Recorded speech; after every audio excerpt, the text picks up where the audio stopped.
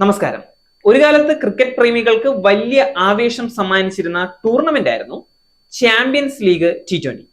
വിവിധ രാജ്യങ്ങളിലെ ടീമുകൾ പരസ്പരം ഏറ്റുമുട്ടുന്ന ചാമ്പ്യൻസ് ലീഗിന്റെ അവസാന പതിപ്പ് 2014 നടന്നത്.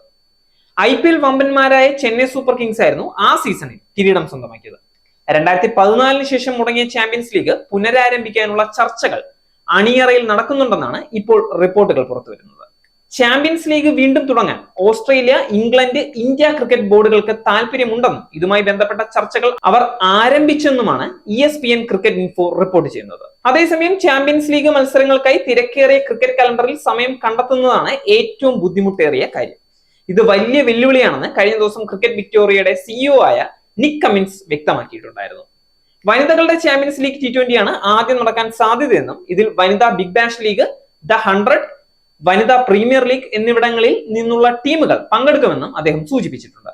ഈ വർഷം ചാമ്പ്യൻസ് ലീഗ് പുനരാരംഭിക്കുകയാണെങ്കിൽ IPL പ്ലേ ഓഫിൽ എത്തുന്ന ടീമുകൾക്ക് ഈ ടൂർണമെന്റിലേക്ക് യോഗ്യത ലഭിച്ചേക്കും.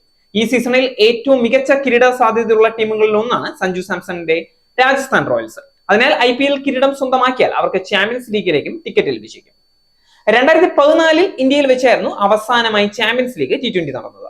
ബംഗളൂരുവിൽ നടന്ന അന്നത്തെ ഫൈനലിൽ കൊൽക്കത്ത നൈറ്റ് റൈഡേഴ്സിനെ വീഴ്ത്തി ചെന്നൈ സൂപ്പർ കിങ്സ് കിരീടം സ്വന്തമാക്കുകയായിരുന്നു. ചാമ്പ്യൻസ് ലീഗിന്റെ 6ാമത്തെ വർഷമായിരുന്നു അത്.